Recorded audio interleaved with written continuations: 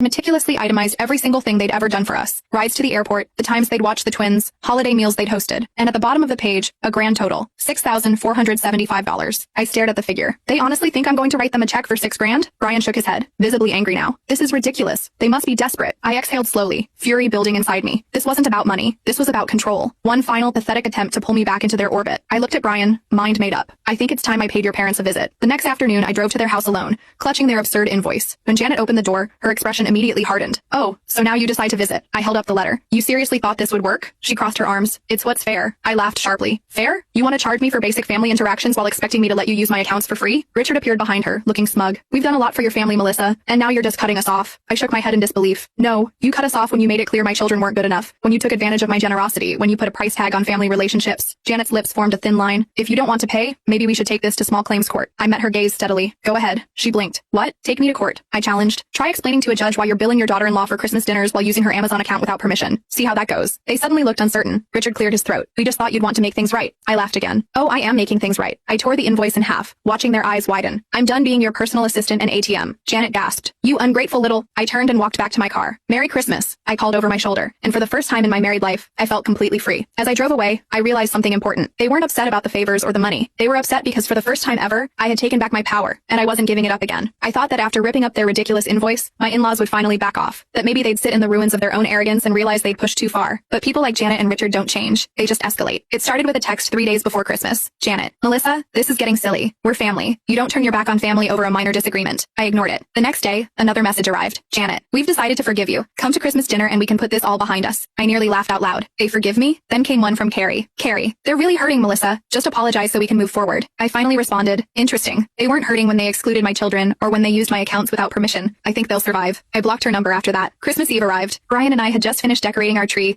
and the twins were dancing around in their matching pajamas, too excited to settle down. Everything felt perfect. Then the doorbell rang. Brian and I exchanged looks. I already knew who it was. I walked to the door, took a deep breath, and opened it. There they stood. Janet, Richard, Carrie, and her husband Mark, like some sort of family intervention squad.